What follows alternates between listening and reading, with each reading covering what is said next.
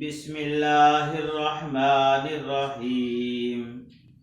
السلام علیکم ورحمۃ اللہ وبرکاتہ۔ عن عقبہ بن عامر رضی اللہ تعالی عنہ قال خرج رسول اللہ صلی اللہ علیہ وسلم ونحن في الصفة فقال أيكم يحب أن يغدو كل يوم إلى بطحانا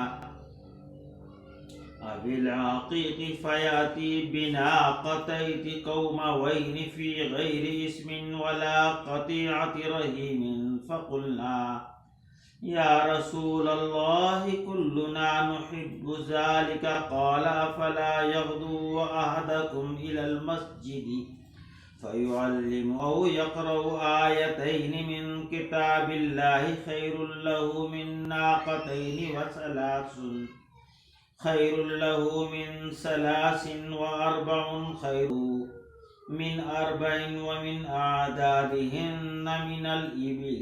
عقبہ بن عامر رضی اللہ تعالی عنہ کہتے ہیں کہ نبی کریم صلی اللہ علیہ وسلم تشریف لائے۔ ہم لوگ صفہ میں بیٹھے تھے۔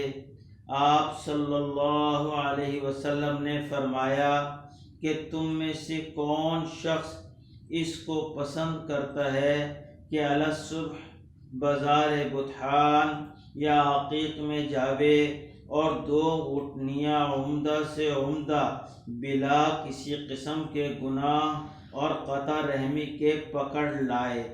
صحابہ اکرام رضوان اللہ علیہم اجمعین نے عرض کیا کہ اس کو تو ہم میں سے ہر شخص پسند کرے گا۔ حضور صلی اللہ علیہ وسلم نے فرمایا کہ مسجد میں جا کر 2 آیتوں کا پڑھنا یا پڑھا دینا 2 اونٹنیوں سے اور 3 آیات کا 3 اونٹنیوں سے، اسی طرح 4 کا 4 سے افضل ہے اور ان کے برابر اونٹوں سے افضل ہے۔ صدق اللہ العظیم۔